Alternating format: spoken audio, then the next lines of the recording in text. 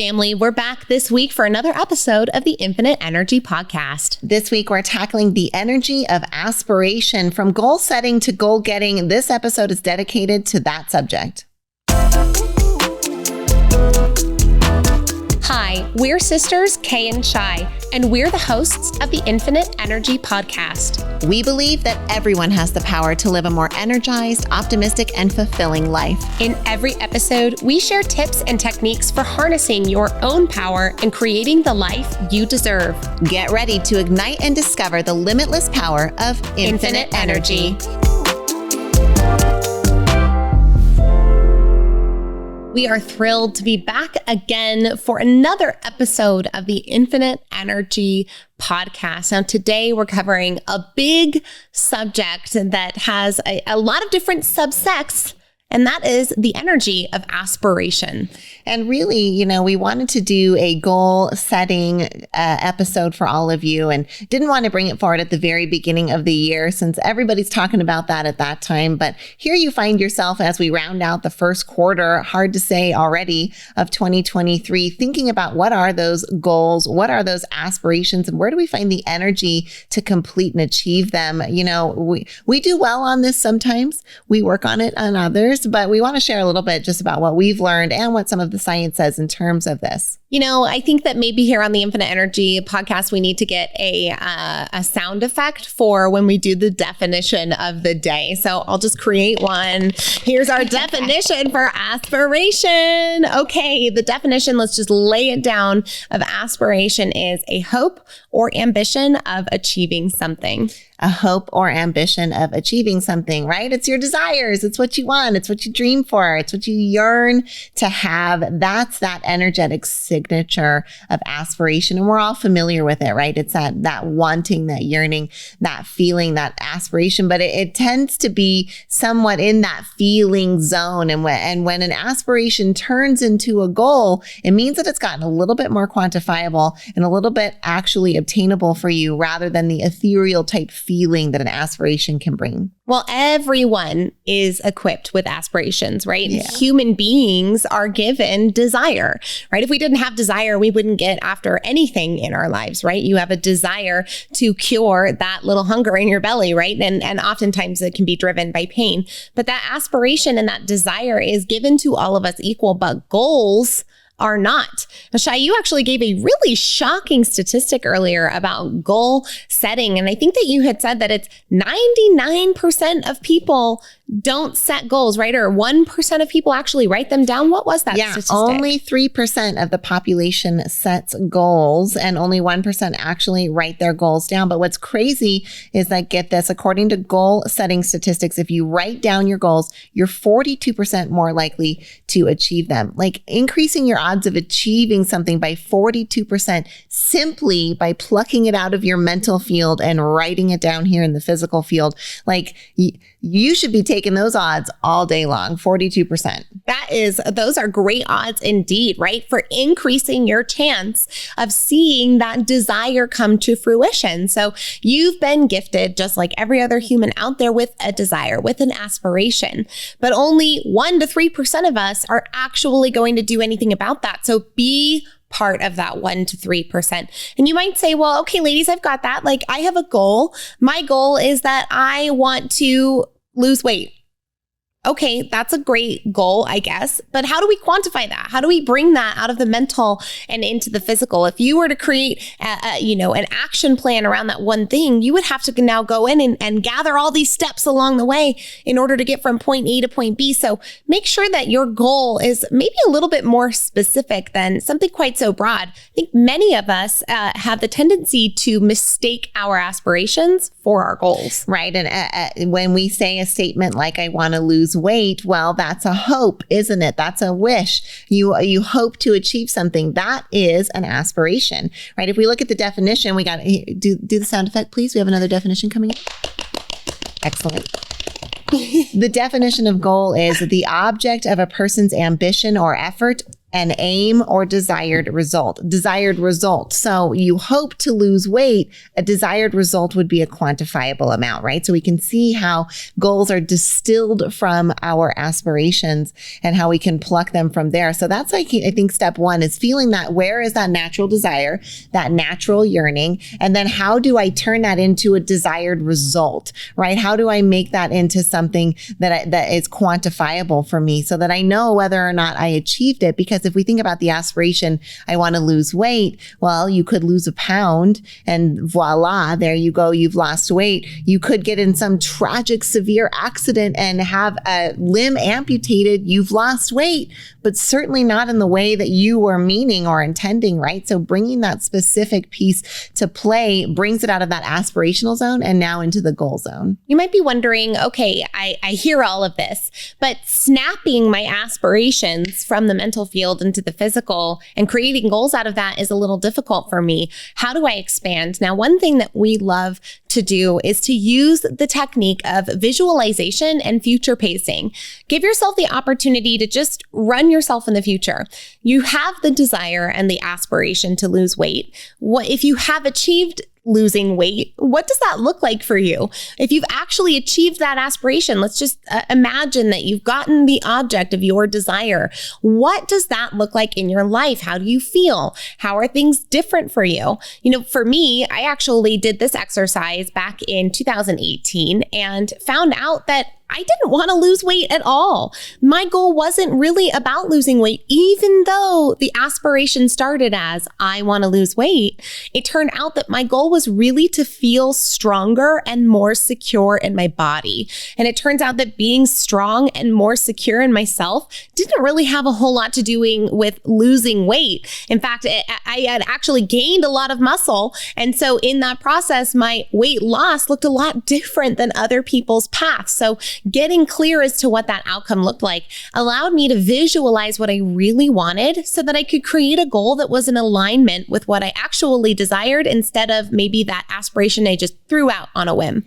Well, here on the Infinite Energy podcast, we're always looking for those energetic activation points. And what Kay just demonstrated with that story is absolutely an energetic activation point, because when we are activated energetically, we are motivated to move forward, to activate, to take action, right? We feel inspired and pulled towards doing the things that we need to do rather than pushed or reluctantly, forcing ourselves forward on a path. When we find that activation energy, that's motivation for us. And so this strategy here becomes find the activation energy for yourself by shifting that picture of want to lose weight to I want to feel stronger. And Kay, it was actually more specific than that. You had a very specific picture paint that brought this forward for you. Will you share that just for the benefit of the listener and the watcher here so we can understand what does this look like when you talk about future casting, how you want to feel? So I had a visualization of myself probably in my late 30s, early 40s. Right now, I'm 30 years old. And I imagined that my probably around 12 or 11-year-old daughter is running up to me, and she comes to me and I extend my hand down and at her and around her. But as I bring my hand out and toward my daughter, I can feel the strength in my arms and in my shoulders and in my stance and in my posture. Not strength because I'm strong in the moment, but strength that has been built from years of training and building that strength over time. And so I have this vision of this beautiful, graceful woman embracing this beautiful daughter and feeling her strength in that moment, but knowing that it was earned every single day over the course of almost a decade's time. Now that visualization, right, is so strong. Imagining a woman with poise in a very specific scenario is so much better than I want to lose weight, right? So we can see how this is motivating. The same thing with I want to lose weight because it's healthy, or I want to lose weight because I want to fit into my high school jeans again, right? Like that might seem silly, but if that's what's motivating for you, that's going to be such a better energetic activation center for you when you get specific and think into that. So it might seem very simple, goal. And like, it's easy to do the, yeah. I know that one, right? I know, write down your goals. I know, have a specific outcome. But if you're like we find ourselves sometimes, where occasionally you know what's right and you're still not doing it, this might be the opportunity for you to think about what are some of those aspirations that have been floating around you right now that you want to capture and move into a goal, and find some energetic activation points for yourself so that you can move those goals forward and ultimately become part of that 1% that achieves them. I love it. You're activating the energy of your very desires in order to see them manifest in your life. I mean, come on. Can you get enough of that? I certainly can. We are going to expand more on this topic as we come up. But first, let's hear a word from our sponsors.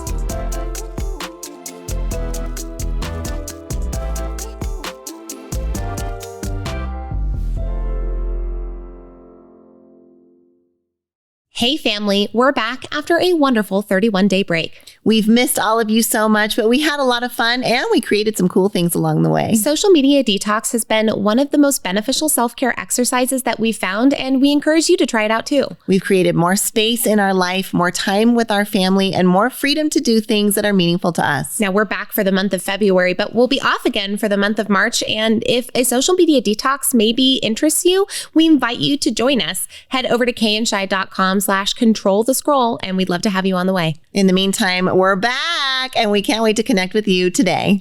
One of our proudest business accomplishments is what we've been able to do with Squeeze In franchising. The Squeeze In is a breakfast lunch restaurant featuring the best omelets on the planet, and it's been around for almost 50 years. And now you can have a Squeeze In your community. We've seen how this business transformed our families, and now we are so excited to offer this to families around the country to see how this little restaurant might change their family and their community. If you're wondering how to set up your adult children for legacy and success through a small business, then the Squeeze In is an option we urge you to consider. Come find out more about Squeeze In franchising at squeezein.com. You're enjoying this episode on Angel Phoenix Productions Podcast Network. To explore a complete lineup of quality programs and media production services, head on over to angelphoenix.com or like our Facebook page at facebook.com/Angel Phoenix Productions.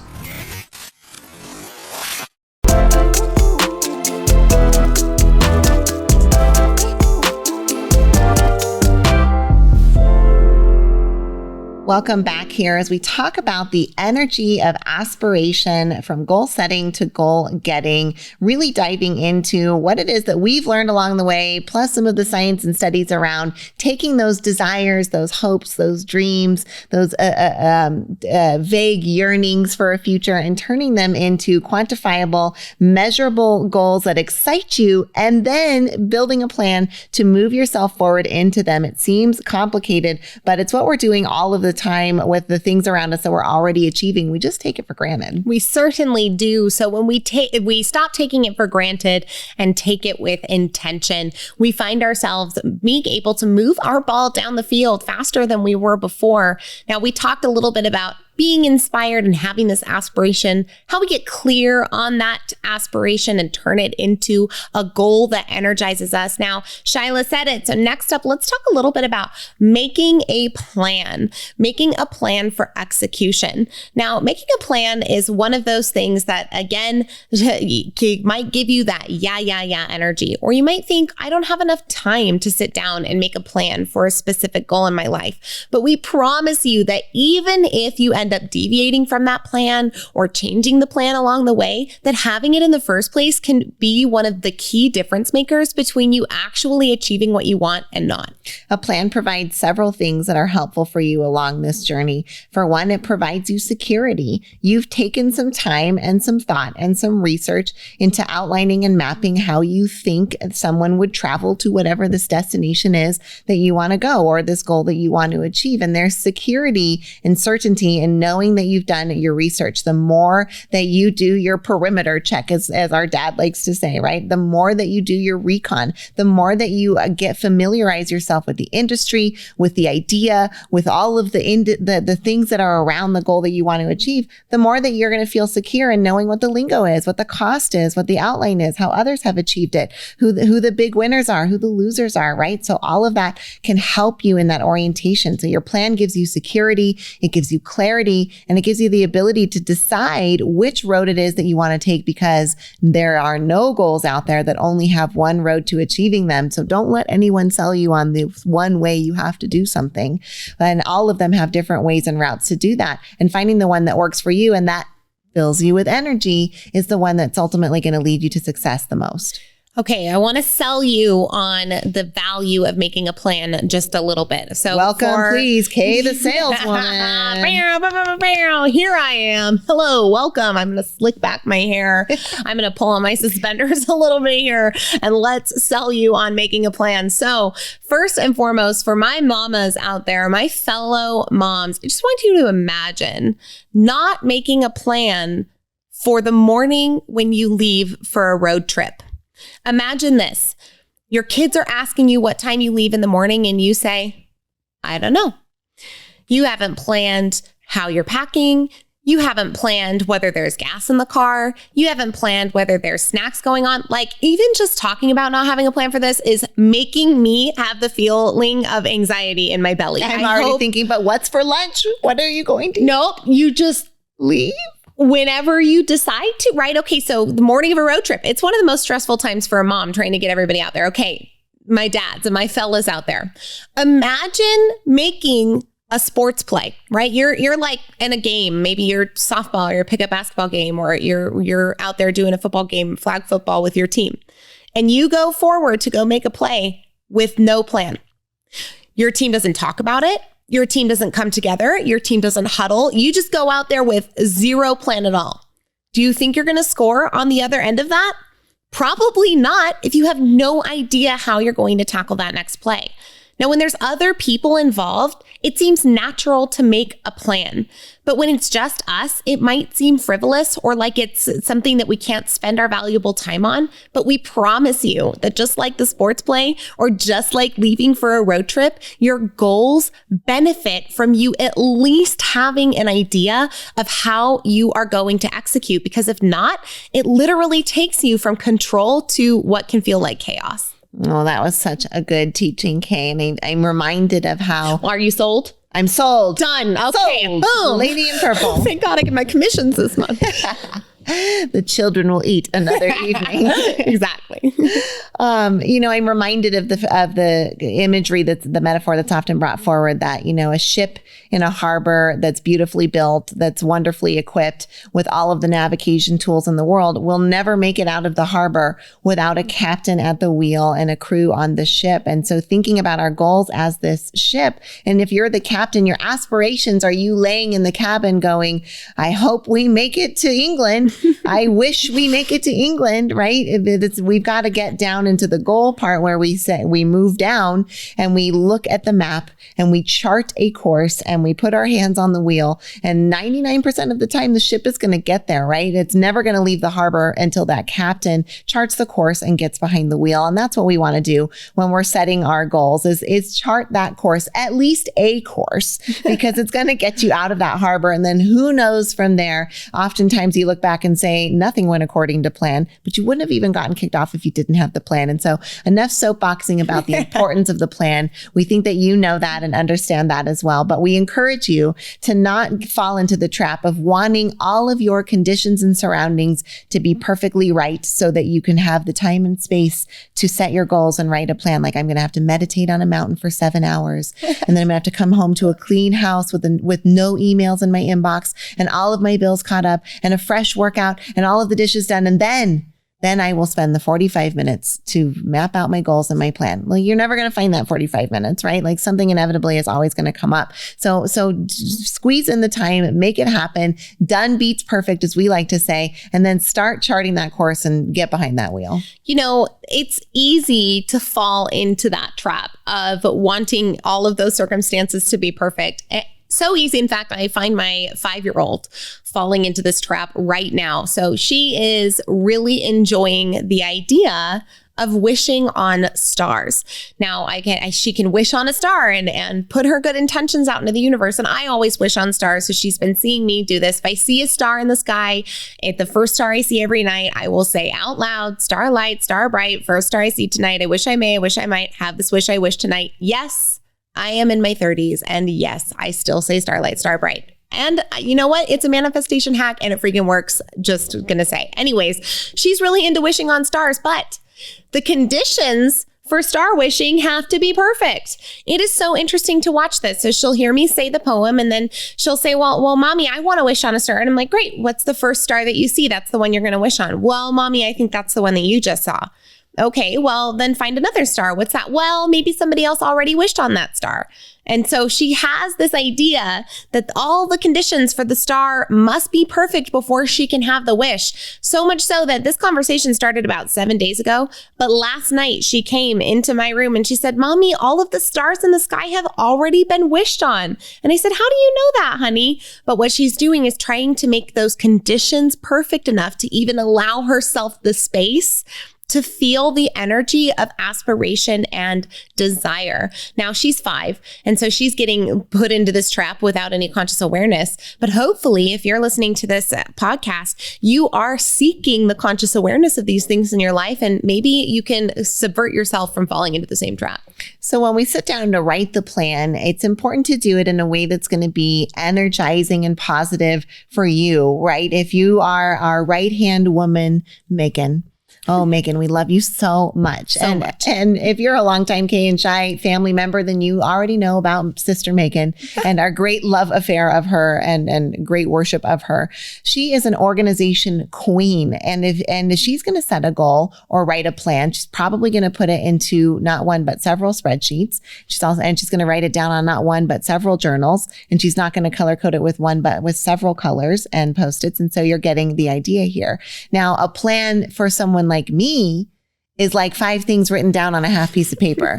Like maybe not even in any order. Maybe even the bullets don't match. I might switch from bullets to numbers halfway through because that's how my brain works, but it's something that's written down that works for my brain. And so don't feel pressured into making the level 27 organization tabs if that's not your style, but getting some kind of plan forward absolutely should be part of your style because the statistics show that it works.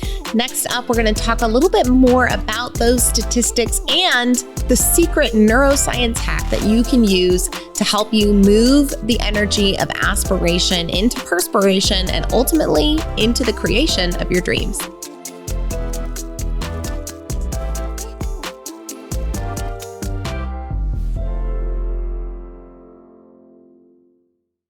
We're talking leadership this week, and one of the organizations we are so proud to be at the helm of is the Neuroencoding Institute. We got to co-found the Neuroencoding Institute alongside Dr. Joseph McClendon III, amazing world-renowned neuropsychologist and incredible mentor and teacher. If you're at all interested in learning more about what the Neuroencoding Institute does and what it can do for you, please visit neuroencoding.com.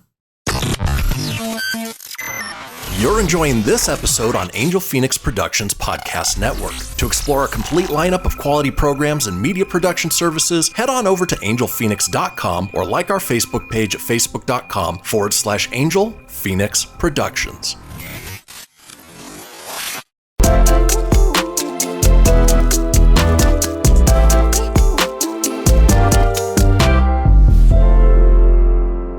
All right, gang, we are back again for the energy of aspiration as we talk about setting goals and getting what you want most effectively and most quickly. First, we talked about taking those hopes, those aspirations, and turning them into goals, something that's quantifiable. You're maybe even familiar with SMART goals. We're not going to go through that right now. It's a widely used vernacular and system that you can use for setting goals. But the primary purpose of something like that is to get you to follow a system that makes a plan, which is what we then talked about, was making your plan, and then making it measurable. And the T in SMART ends with time bound, which is something that we wanted to talk about here too as well. And bringing forward the importance of putting some kind of timing on your goals, whether it's in 6 months from now or in this week I'd like, or at the end of my life I want to hear. But whatever that time is, that allows your brain to start moving in that direction towards a finish line. It gives it a goal to achieve, right? If it's, I want to, be rich, that's hard to achieve that quantifiable. And then we know we're talking about something like an aspiration. Once we put a time bound on it, earn X by this amount, we're really giving our brain something that can then chunk into steps to take in that for action towards that. One of my favorite time-bound hacks, at least for thinkers like me who struggle with steps that end up being too large. Sometimes we take the big chunk and then we chunk it into 5 chunks, and even the 5 chunks is too many chunks. So I like to think about our goals, those steps and those time-bound checkmark boxes into daily actions. What are the things that I have to do today in order to make sure that I, in 1 year from now, am able to say I achieved what I'm looking to achieve? And finding those daily checkbox items can really be helpful for you. For example, one of my goals this year has been to get right with laundry. Many of you have heard my laundry saga. Eventually, Shyla and I are going to publish our first book. And don't worry, you'll get to read a whole chapter about my laundry saga. But this year has really been my focus on getting emotionally okay with the absolutely never-ending monster of laundry. But being able to put the be okay with laundry aspiration into something that's more measurable and more consumable for me, I have a goal of just completing 1 load of laundry every single day. Now, that bite-sized goal of 1 load of daily laundry ultimately achieves me the larger goal of getting right with my laundry from an emotional perspective, but it creates a daily action that I can take that doesn't necessarily put it 1 month at a time or 2 months at a time, but really bite-sizes it so that action doesn't seem so difficult. And what I love about that too is, and then it doesn't pile up, right? Literally in terms of laundry, but also figuratively in terms of whatever it is that we're trying to achieve. And it doesn't really work with exercise. You sort of lose your 24 hours when the day is done. It's not like on Sunday, you can just like work out like a maniac for 10 hours and that negates the rest of the week, right? But for lots of other things, we do this where we'll pile it until it's so scary and it's so big that now it is something that has to be addressed. But breaking down our goals or our challenges into those smaller bite-sized pieces, I think gives us a better sense of control, which allows you to move forward because you have control and clarity about what the next step is, right? Like I might not be sure how to tackle the whole big mountain, but I know what the next step is. And so just doing that allows you to keep your anxiety and your feelings and your emotions in check and allows you to channel that energy into action, which then progresses you forward on the plan and towards your goals. And we know that momentum will build more momentum, which then pushes you forward. Anybody who's ever lost weight knows once you see the first 5 or 10 pounds come off on the scale and you feel it in your body, you are so motivated to continue with your plan because you've now seen some of those results. And so when we quest for that progress and we're able to see it and measure it and get those results, it's right in line with that same time-bound piece. It's time-bound and it's measurable. We're seeing the results because we're measuring our progress. Okay, so step 1, get inspired and have an aspiration. We're all humans, so you've already done this. Good job. You are amazing. Way to go. Step 2, set yourself a goal.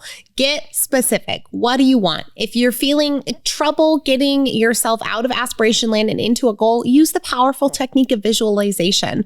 Write down what you see in your mind's eye. Give yourself the gift of a little future pacing. If your goal or your aspiration was achieved, what would that look like?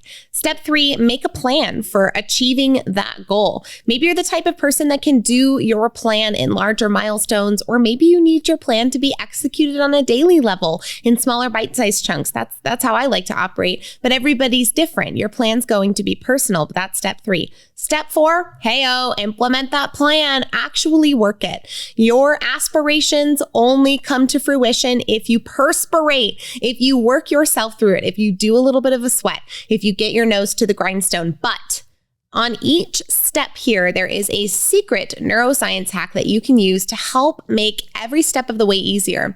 Now, most of the time, many of us will get inspired. We'll do step 1, we'll set the goal, we'll do step 2, we'll do step 3, we'll make that plan, we'll get into step 4, we'll implement the plan. And then only when we've achieved said goal or aspiration will we give ourselves the gift of celebration. We say, when I lose the 15 pounds, then I'll celebrate. But celebration is a really key neuroscience hack for helping you not at the end, but every step of the way.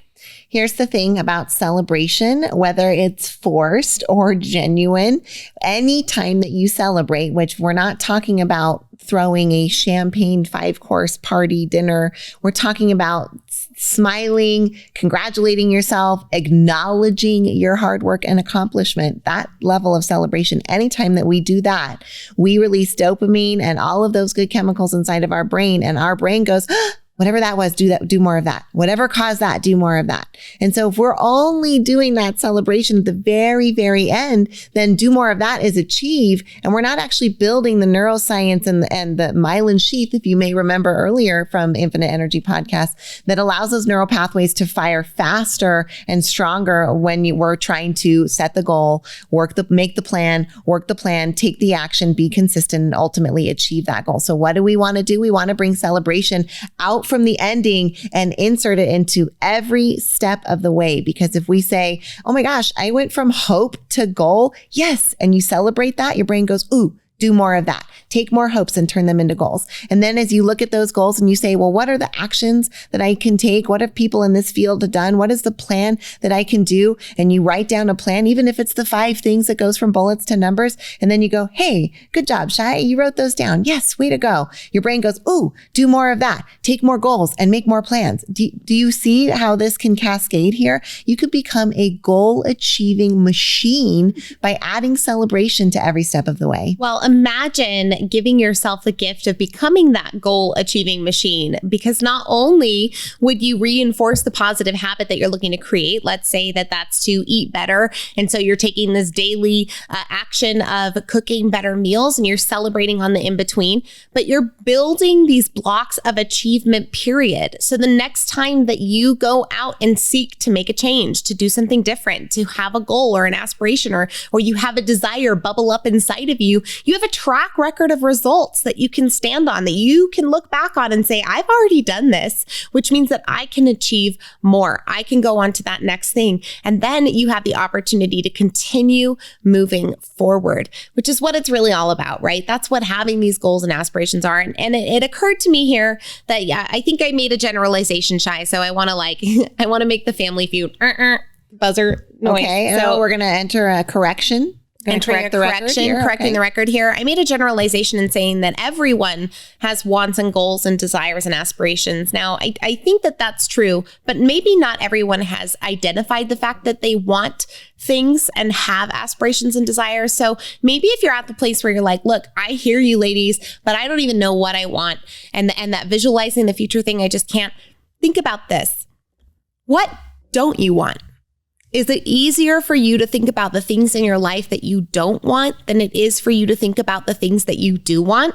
Some of us are more negatively oriented inside our minds, and that's okay. Some people have to be more scrutinizing in the world, or we wouldn't have order in order for us all to move forward and function as a society. We need that. So if you have that more orientation that needs to say, you know what, this is what I don't want, in order to figure out what it is that you do want and that aspiration that you do have, I think that can be a good avenue for doing so. So just needed to put that official correction onto the record. All right. We will consider the record officially corrected here as we close out on this edition of the Infinite Energy podcast. We hope that this has been helpful for you, that you heard something that inspired you, that maybe you didn't know, or that certainly is motivating you to activate your energy towards achieving the goals that you set for yourself. And as always, this episode comes at you with love from your sisters, Kay and Shai.